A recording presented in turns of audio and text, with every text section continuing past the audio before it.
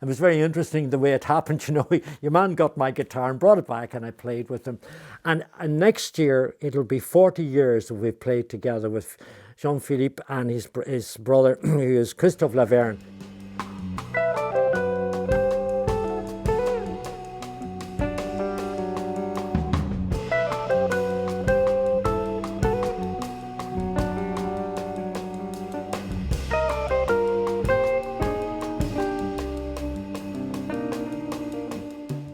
We came over during a period like after Easter to France, to where Annie's parents bought a summer house because they were doing it up, and it was near just below, just above La Rochelle, you know, and that's okay. Nothing was stressful. We were just there, right?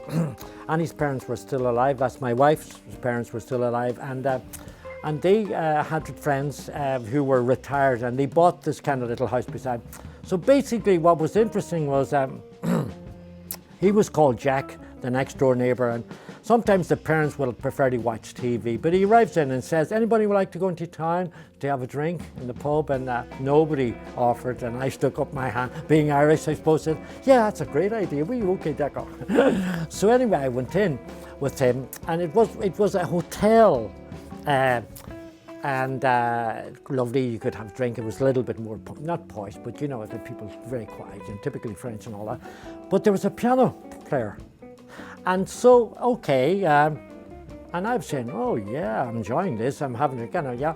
So anyway, fair enough, we were playing, he was playing away, and we were having a drink, and the next minute I turned around and Jack disappeared. So, oh, maybe he's just gone to the bathroom. No prayer, and so I kept drinking. So about 40 minutes later, he arrives back, and I said, well, where were you? He says, oh, I was just, I had to go somewhere. Didn't give me any details, right? So eventually we listened, and then it was the end of the night, and so the piano player comes down to me and says, oh, I believe you're a famous Irish guitar player, and this is in French, and you know, who told you that? And he said, he points to, oh, right, he said, would you like to join me to play? I said, love to, but my guitar, no, your guitar is here. Your friend Jack went and collected it back at home and brought it in, right? And he says, so we went up and played, you know, at the end. And that's how, that trio that I have now playing today, just finished the last year, that's how I met Jean-Philippe Lavergne, the organ player in the trio I have now. That's how I met. It was very interesting the way it happened. You know, your man got my guitar and brought it back, and I played with him. And next year it'll be 40 years that we've played together with Jean-Philippe and his brother, who is Christophe Lavergne.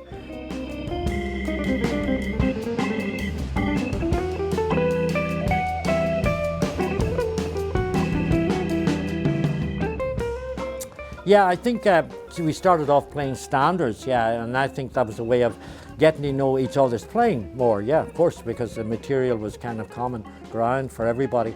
Yeah, I think what the first thing I was asking myself is, this is an organ trio, and the history of jazz of organ trio is very, very strong. In terms of like Jimmy Smith playing with guitar players, George Benson played with Jimmy Smith, and even Wes started a group with Mel Ryan playing organ, you know. So I thought, I can't compete with that.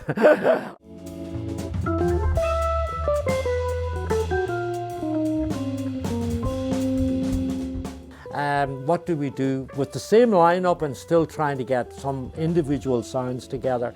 And the one group that I thought immediately was, of course, starting with Unity with Larry Young. That album he made, Larry Young, but he had organ, but he had at least Elvin, Joe Henderson and Woody Shaw, and that was a great album. That was an influence, a great influence on all of us at the time. We were always listening to this record.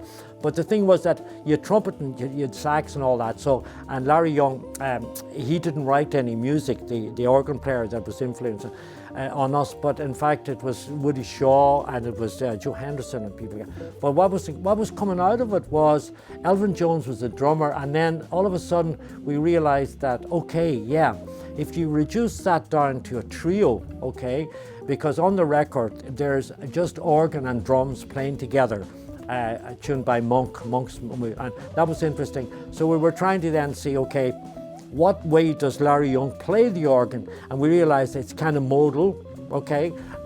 It's not playing just as, normal like changes and playing standards, okay? So we started somewhere there.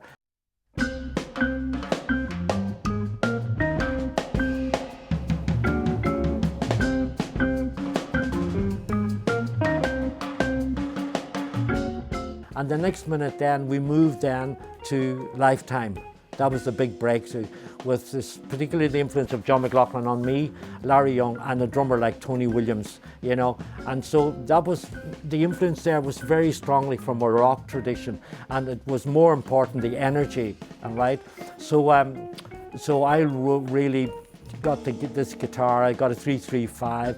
I turned up. I used 2 amps when I went to France and all that to play, And so the whole thing then came out of where it was a European version of Lifetime for a while, I think it was just the sense of the sound of Lifetime, to try and get that kind of energy, trying to get that the way they put those 3 instruments, and at the same time it was a traditional lineup with just organ, bass, and Jean-Philippe trying to use pedals again, and also maybe not, but doubling the pedal with the left hand to get a bigger sound. We were experimenting. It was quite experimental.